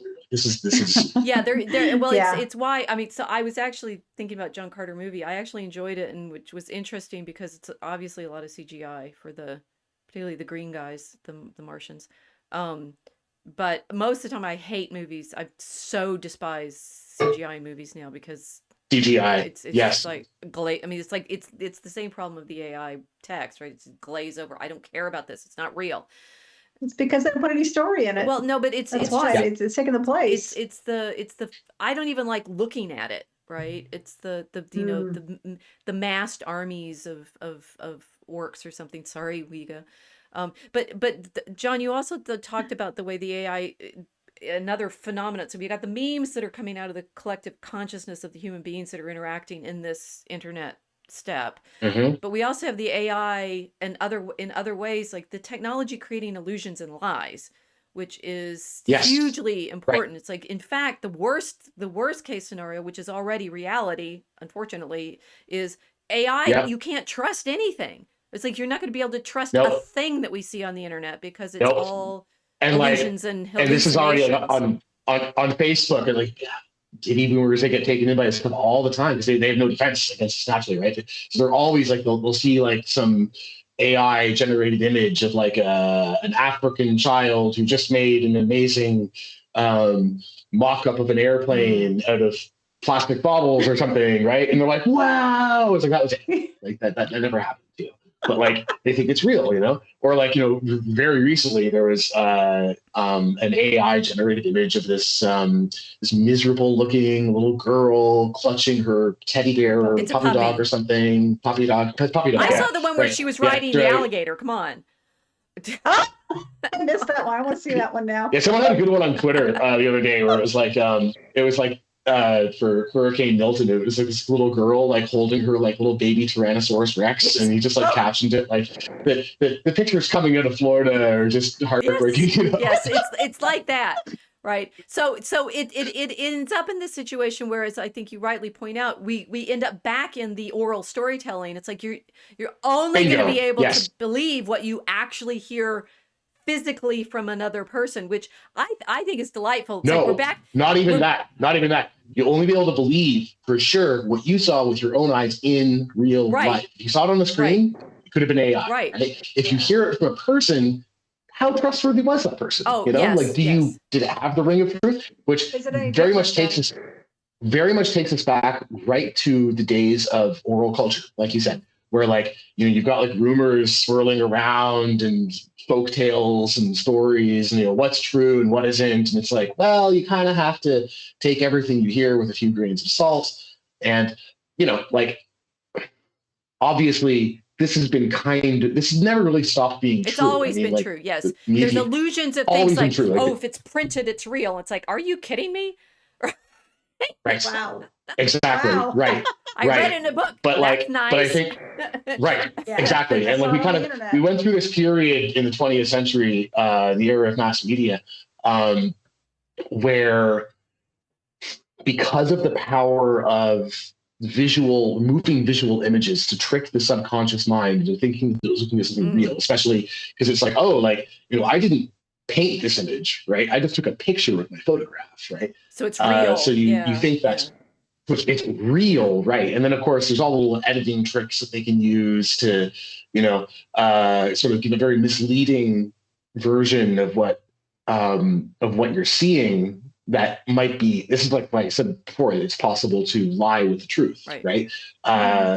Like the picture itself is quite true, but like there's something just off screen that if you saw it would totally change the narrative everything. That you're getting sold. No, right, exactly. Photographs are always framed.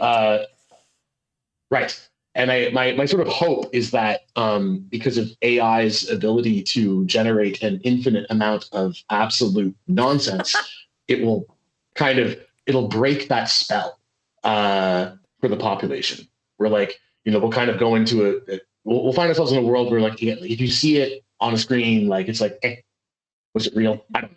Like maybe. Yeah. And everything just comes as maybe. And now you're in a very different. The propagandist's job becomes much more difficult in this case. But that's an interesting place to go. So you're a propagandist in this current reality, which is where we are. What do you do? Right? Because I mean, happily everybody has been more like aware of the artifice in media, which has always been the case, right? It's like one of the things we do in our writing with our Draco Chemicus, we like the advertising, right? We've been living in this faux truth, like an apple a day keeps the doctor away, which was the cider apple slogan after Prohibition drove out the alcohol industry, right? Oh, well, we got to sell these some other way, so we'll say they're health food. Thought it was Johnny Appleseed. Yeah. All of the number of advertising slogans that we've like talk about our mythology, right? Yeah. Our current mythology, it's the World War II cataclysm of sacredness, but it's also the advertising slogans. People will think an advertising slogan is absolutely true. It's up there with the sonnet on the Statue of Liberty that I quote a lot, right? Give me your tired, your poor, your huddled masses yearning to breathe free. Oh, okay, immigration policy. It was a poem. Right, the zeroth amendment of the United States, as Steve Saylor has called it, and he's accurate. It's a poem. Actually. It's a poem, but it occupies. Because it has this incredible emotional power over the American mind, it ends up. It's a poem written on a stone tablet.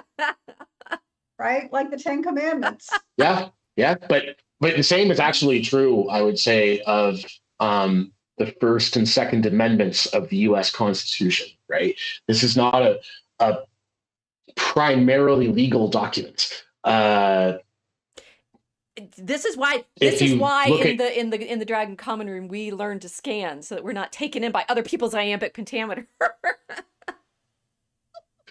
Which is But part it's like of the it- artifice, that- right? like- Everyone, the frame of the photograph, the rhythm of the language, right? Shakespeare scans. Yeah. That's why it sticks in people's heads. It's not just it makes it memorable. Yeah, It like an it makes incantation. it's right. It's an incant. It's sticky as a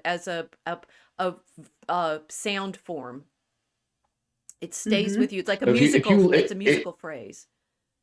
if you look at American politics through the lens of civic religion, a lot becomes a lot more clear, Right. I think. Yeah. So, you've got the Republican Party who, why are they the Republican Party? Because they're the guardians of the old Republic. And what's the old Republic? Well, that's the idea that you should cleave to the original writings in the Constitution.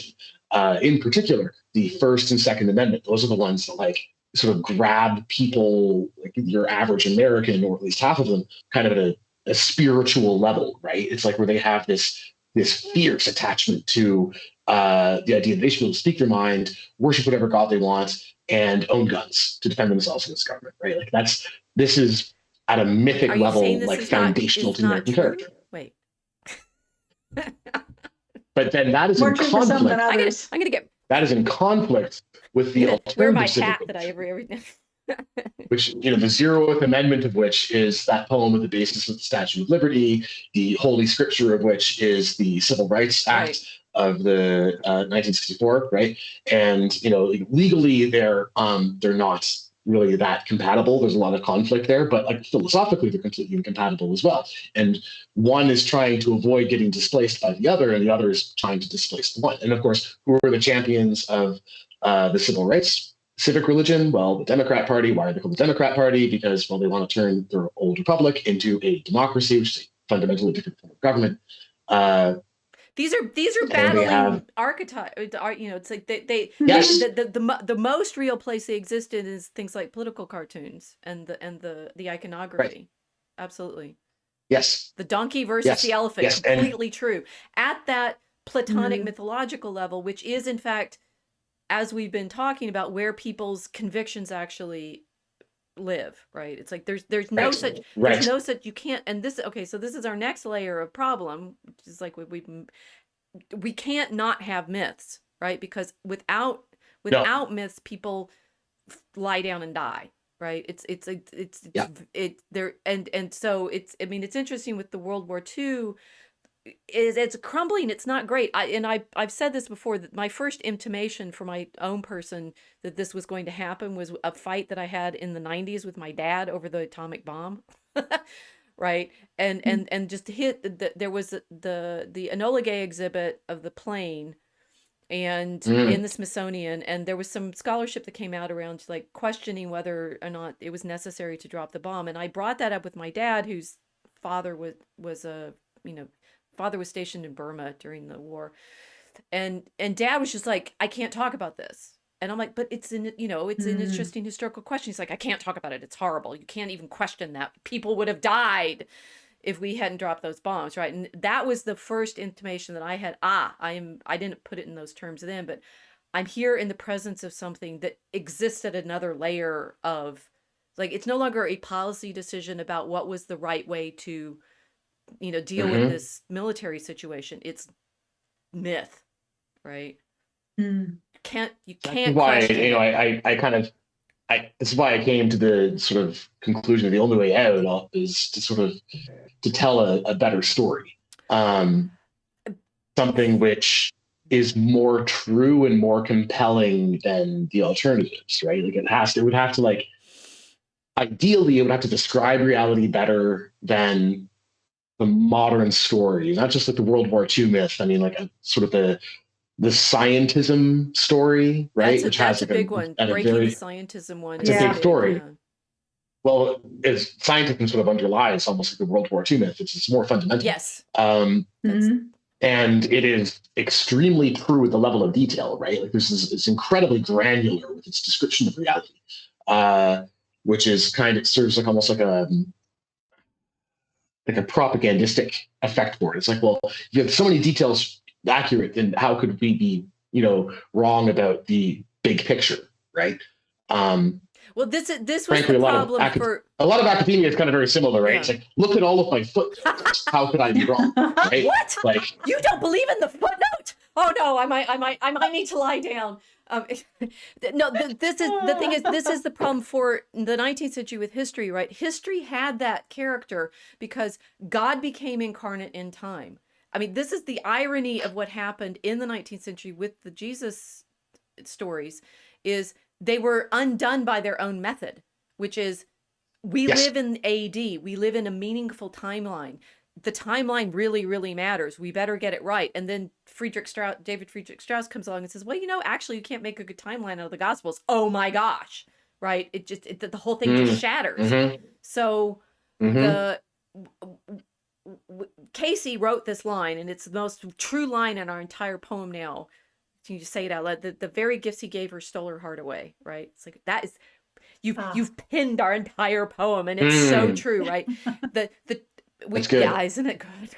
Because we're trying to describe really the turning from God, and he's given all these gifts to our main character. Yes. And the gifts he gave her turned her heart away. No, that describes it perfectly, because like to a large degree, the sort of like the rationalism that came with the Enlightenment was an outgrowth of the conception of the world as a logical, rules-based cosmos, because that's the kind of cosmos that a loving God would develop. Right. But then you follow those implications too far, and eventually they turn around and say, well, actually, like if you apply the same reasoning to God, like there's no proof for God, so therefore God doesn't exist, right?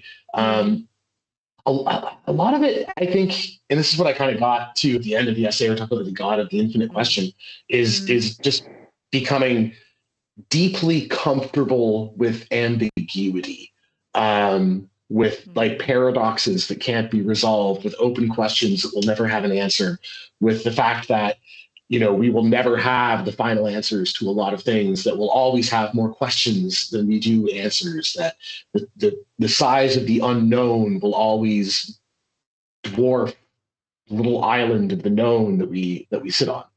And if you take that view of things and sort of abandon that need for absolute certainty before you can say, oh, I will consider this or not, as a possibility, right?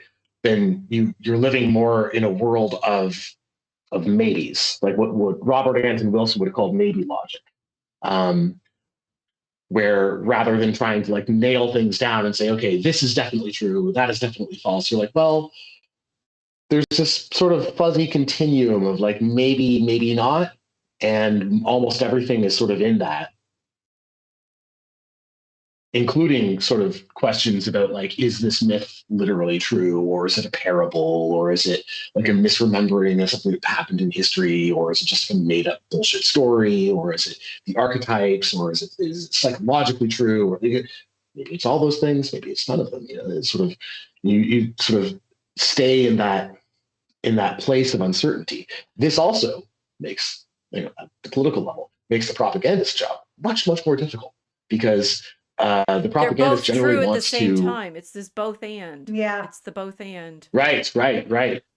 So like they say something and they want you to believe it, but like if you're kind of in this maybe state all the time, and you're like, well, maybe what he said.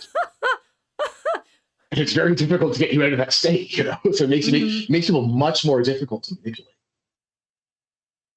So the people that first well, not absolutely first, but some of the people that were first talking to me about McLuhan have this project talking about the way in which we're now in the digital, it's like that McLuhan talked through there's the oral, it's not just oral to written, but manuscript to print to electric.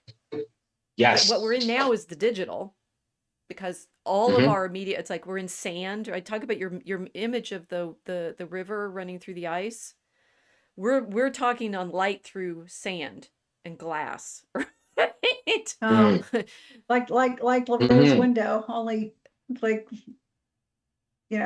millions of fractals on it everywhere. Always. They seem to be, yeah, it's information almost at the speed of thought at this point, which is kind of Right. scary. And that also, one of the interesting things in a world of light is that time kind of disappears, which has actually happened in the 21st century. Um, if you look at like the culture is kind of simultaneously frozen and accelerated Yes. in this very strange Yes. fashion, Yeah. like there are no more rock stars anymore. There's no more real celebrities. We still have like kind of legacy celebrities left over from the previous media age, but like Mhm. there aren't really any new ones. True. There aren't. Yeah. And yeah, because like everything, rather than having to wait for something to come over to be played on the radio or to come on TV, it's all immediately, instantly available, right? Um, there's no time delay in your ability to talk to someone, your ability to call up an archive of information if you want to like read a book, watch a movie, listen to some music, like it's all just simultaneously, immediately there, Mm. as though time has basically ceased to exist. And Yeah. then the kind of result of that is we're all sort of like living in this like eternal present, the current year, right? Mm-hmm. Um, Mm-hmm. and it, and you have simultaneously this like constant sense of like imminent doom that everyone kind of like lives with, like the world's just about to end, like immediately, like the next moment. But at the same time, nothing ever happens, right? Like that meme, like nothing ever happens. It's like so like that really that taps into something pretty fundamental these days, because it also feels like no matter what catastrophes happen, it's like things still sort of are just stuck and frozen and like don't really change. Even though you can look over just the last few years and be like, wow, the world has changed in dramatic ways, mostly for the worse, which is part of the doom feeling. Right. But at the same time, it's sort of like it's changed, but it hasn't. Things like you point to AI as another interesting example of this, right? So we anticipated the onset of AI for generations, right? Like so much science fiction was written about AI, so much anxiety about it. Okay, well, a couple of years ago, large language models hit the internet in a big way. And like Stable Diffusion and DALL-E and all these like image generation AIs and movie generation AIs. Okay, this totally exists. Okay, how did the world change? Actually, Right. Yeah. and like within a very short period of time, it went from like AI will change the world and the singularity will happen to like then we got AI and we're all kind of like Shrug. that's a shrug. Yeah, okay, that's a nice story. We all right. Yeah, exactly. Yeah. So where does a So new myth come from, right? And so the thing is, I don't think we can consciously make it, right? I don't think that works. But I also think, I mean, it's like the dissolution of the World War II power of that emotional sacred grip on people, so that it can turn into a historical event that we then think about as Christ did, right? It's like it's that big in people's mind. The problem is that, and this is where we've been talking about the Girardian twinning and such. What we haven't dealt with is like the sacrifice moment. I mean, it's hard. It's hard. World War II is enormous because it was like cataclysmically violent, right? Horrible, and that level of psychological spiritual effect it's like we can look back on things and say, well, that clearly defined the era, the crusade, right? The first crusade or something like that. It defines it for a generation or three. These sort of events do have these expiration cycles. It's like it's cataclysmic at the time, and then it dies away and something else happens. One, it tends not to be what people intend or like or want, and two, I mean, sacrificial or violent or horribly destructive and terrifying. Are we sitting here waiting for that one, the doom feeling, right? We're sitting here waiting for the doom to fall, or and have we been put in this psychological state by an overarching controller somewhere, people, so that so that we'll do what we're told. So I think it's certainly not possible for one person or a small group to just like sit down and like, write like the new myth, Plan this like out. that's, you can't plan it out like that. Now at the same time, well, you can't do that if you want to, I think are the you one of WAF the has good tried. guys? Are you one of the good guys or are you one of the bad guys, right? If you're one of the bad guys, then like you could totally do that, right? Like, so this is like literally what the marketers do, right? Like in like McLuhan's Bride, like this is like their whole thing is like, getting into the background where they disappear, the wizard behind the curtain, and putting these kind of fake myths out there to psychologically manipulate people, right? This is what all of public relations is, all marketing, all advertising, right? It's interesting with the celebrities, right? Because Bernays invents the celebrities as the political props, right? Takes the celebrities to Coolidge and makes them cool, which he doesn't. Right. Yeah, and that we're losing and then like that. Celebrities themselves actually, that's a function of moving images to a large degree. Also, isn't it weird that we worship actors? Like historically, like actors were considered interesting. Like, we're back to Taylor Kitsch in the slides, right? So we're like an interesting effect of he did not become one of these celebrities thanks to John Carter. Curiously, that is interesting. Yeah. Doesn't always work for John Carter somehow broke the celebrity mold. What do we do with that? He probably just refused to do something terrible at a private party. Well, that's reassuring. Like, that's it is actually. But so if you want to be one of the good guys, you can't fake the myth, right? What you can do is maintain this sort of state of open awareness. Like as an artist would do when you're sort of like you're looking for inspiration, you're trying to like stay open to like the influences in the world in order to like to bring those in and let it channel itself through you, right? People can try to do that individually and doing that in a group as well.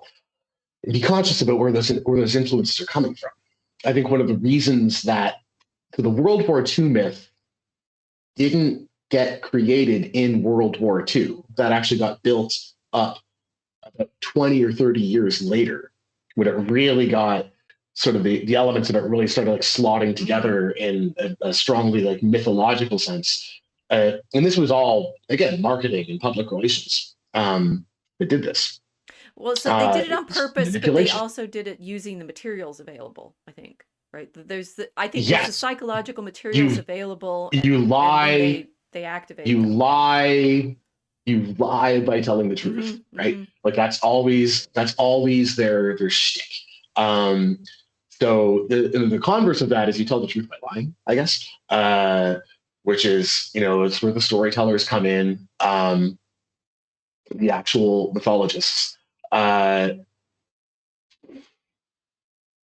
It's obviously too large of a task for one person to do. It's got to be like participatory in over a large number of people.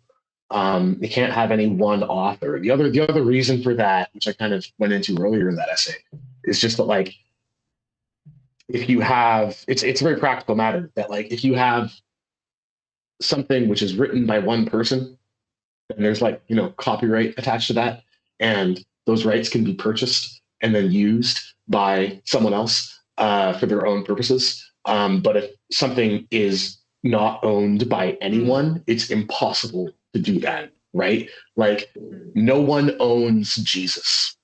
Thus, anyone can come along and sort of tell a story with Jesus. They can tell their version of the Jesus story. And maybe it gets accepted, maybe it doesn't. If it's like some total nonsense, you're gonna have to dumb. But like, if it's like more or less in line with like the generally accepted way of understanding the myth, then like it might get accepted, by a larger number of people. But no one can come along and say, "Oh no one else can tell this story." Well, people we certainly end up in internet debates as if people can, right? It's like that's that's Yes. that's Yes. the triangle debates we refuse to go into on the Mosaic Arc, except to laugh at them, right? Which is the sort of I know the doctrine, and I'm going to. I mean, I do know the doctrine, and I will tell you you're wrong. But it's the Rachel. The feeling of possessiveness of the character is it's definitely something people that latch onto. Or like if you say with John Carter in the movie, and that property, and that's the way it was in the book, and it's not accurate in the movie, and people get upset because their sacred characters have been their text has been besmirched. I mean Well, just look at the reactions of what you used to be the reactions of fandom to the desecration of their favorite superheroes or fictional characters. Like that was very much a 2010s phenomenon, and I think like by this point, like people just stopped caring because they've tuned out Hollywood for the most part entirely. Like you look what happened with like the Joker movie recently, and everyone was just like, shrug, don't care, right? Like, yeah, of course he did that. Like, which is actually, that's a sign of it's creative suicide. Well, it's not just creative suicide. It's they've taken all of the cultural capital they have and set it on fire. Yes. And no one. They self-immolated, and like no one cares about them anymore. So that which means that their ability to influence the culture is now. Yes, and they did. They dropped bombs on themselves. The movie bombed. Yeah.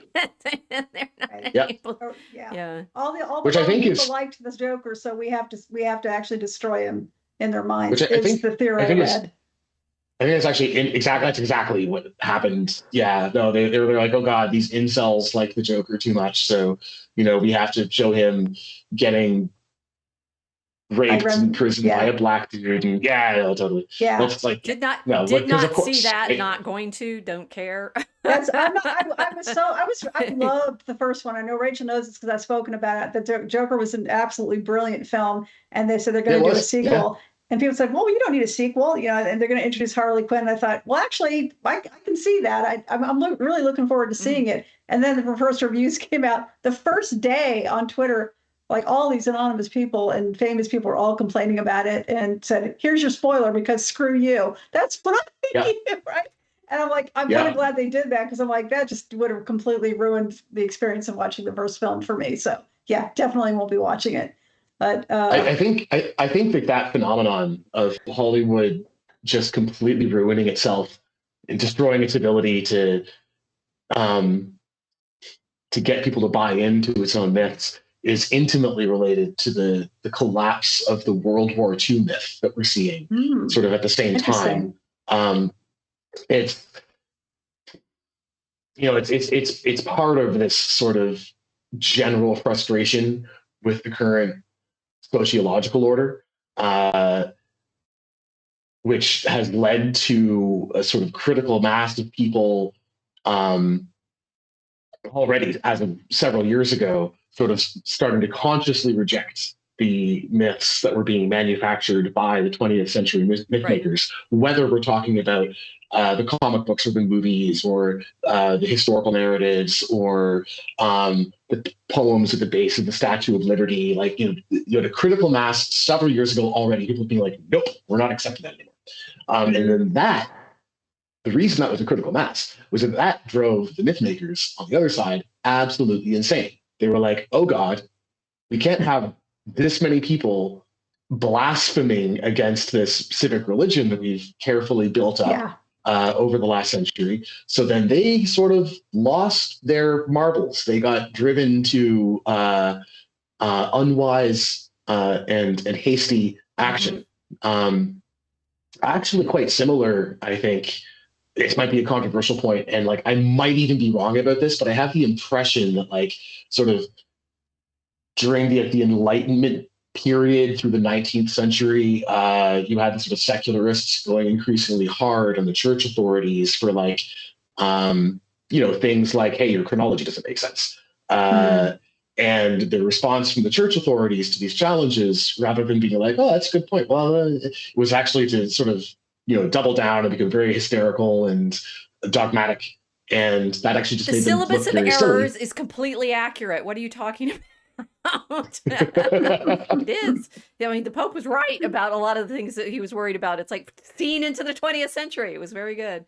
Probably. Yeah. And like, I hate to admit it, but like the people on the other side of this thing, like the 20th century myth makers may well turn out like, it could be that like, we culturally vanquished them. And then in 20 years, we're like, ooh, they were probably keeping us from having a really big war. And that big war really sucked. Well, that's like, what their claim like, is, right? It's like that we need Yeah. to that's do what it this, is. otherwise, horror descends again, and that is, I mean, that is a sacred claim because Yes. they're holding off the terror, and They're holding back the demons. it's only by They're holding back way, the demons of the right? night. It's only Yes. by way of our Right. protection that all of these other and we're sort of looking behind the corner. It's like, I don't see a demon there.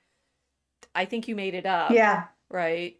Yeah, or sometimes it's more like, I see a demon there, but it's not as scary as you are. Right. Actually, Right. Yeah. He's a smaller like I'd one. rather You're the deal with bigger that one. demon than what you've turned into. Like that's, yeah. Or some people are like, yeah, it's not even a demon. I think that might even be an angel back there. So like there's. Yeah. Well, so this is, I think Yeah. we're going to have to wrap this up and say to be continued as a sort of exercise. But I think getting back to John Carter as both the movie and the premise, what I noticed watching the movie, and I've read enough of the book to realize that the movie has, like, the bit with the dog is in the book. I was happy about that. Yes. That Carter Burroughs was writing, I mean, with experience on the frontier, but which was closing in his lifetime, right? It's like the 19th century Western. I mean, John Carter is clearly a 19th century Western on Mars, right? And therefore it's both a longing for a new frontier, which is where I think, it's like, where do myths come from? They clearly come from the edges, Which he right? They exactly come from the yes frontier. yes. But it's interesting that Fear be dragons. That's why we're in the Dragon Common Room. Yeah. That he goes to Mars and finds a collapsed civilization, right? The Martians, the green guys, what are they called? The Tharks. They're living in a city that was not built by them, right? And that has collapsed. But of course, what Carter does, and I can understand why C.S. Lewis and Tolkien would have enjoyed him, because they're worried about these sort of frontier stories. I had not realized Burroughs was American. I thought he was English. And therefore, I thought what was going on in the movie was, this is an imaginary Africa, right? It's like Rider Haggard, right? And it's like you go into the frontier world and find this lost civilization with princesses and such, which are clearly modeled on that. But I mean, the problem for us, which I think we've sort of rounded around bound, is like a fallen city is much more mythical and romantic than one that's functioning and flourishing. Ironically, it's like the fallen empire is where all of the medieval stories inhabit, right? The fall of the Roman Empire. That, how do we get out of this without a fall? Right? It's I'm kind of worried now, because we can't sit around in our functioning cities and expect to have adventure anymore. And that's, but our cities aren't functioning. Okay, but it's like they're not functioning. The So myth the thing. feels dead because the falling adventure is slower. dead because we're not building it. It's like, wait a minute, this is we already experience. I mean, people point this out all the time. If you look at street pictures from the 1950s we've or fallen the 1930s, already. Yes. Yeah. we are Absolutely. already in the dark age right now. Like, oh, we have technology, yay! Like they had technology in the dark age that preceded the Middle Ages as well. It was not so dark as all that. In fact, their weapons technology was, if anything, more advanced than what the Romans had. Exactly. The Middle Ages weren't dark. So, we just don't have the stories written down. But yes, okay. Well, yeah, because I mean they lost due to this is a theory that I heard, which I've always thought was a pretty good one, is that due to the rise of Islam, the Mediterranean became an Arab lake infested with Mediterranean pirates, thereby cutting off Europe from the supply of papyrus from Egypt, thereby eliminating the cheap paper that they used, which then led to a decline in literacy, because if you go from paper being dirt cheap to suddenly you're having to use vellum, which is extremely expensive, you just don't have the material ability for large numbers of people to own literary materials. So literacy gets restricted to a small number of intellectual elites, and you stop producing as many books because you're also more focused on just preserving what you already have, which is important, and passing that on, rather than writing down your own thoughts, which are probably not as important as the ones that need to be copied. So that's technically called the parenthesis. Ah, It's Henri Perren's Muhammad and Charlemagne. And it's such a great myth that it's driven early modern history for a century, debating it, right? The degree to which, in fact, everything gets shut down. But I get it's a great example of a premise that is incredibly productive because everybody's like, is it actually true? And the thing is, it is true and it isn't true. It's one of your ambiguities. Yeah. So it is true and it isn't true. If you want to come back, we'll talk about early medieval history. Well, what he said, it reminds me of something that's going on right now. And people are afraid that books are being Yes. being edited Yes. from their old Yes. meaning. And so nobody wants digital copies. Everybody's collecting books if they can find old books or even old DVDs that haven't been post-purchase edited. That's a good example. Which happened to us. So I mean, that is Kindles, something. but even Right. like the reprints of older books, like not even that old books, like there was that infamous case where someone found all these changes had been made by sensitivity readers to Roald Yes. Dahl's Right. work. Oh yeah, and Yeah. his estate, to their shame, I think I hope I'm not wrong about this because then shame on me if I am, but I think they actually agreed to it. His estate did. to That's more the- intellectual property thing, ironically. Yeah. Rather than Yeah. yes, I will not allow the reputation of the medieval scribes to be besmirched in this way. They were actually pretty accurate, all things considered. Yeah. Well, they weren't. Well, I mean, there was the occasional interpolation by enthusiastic monks who were like, "Ooh, Lorenzo Valla why has a doesn't this lot to historian-" answer for. It was the donation of Constantine. It was the only thing they ever found, right? We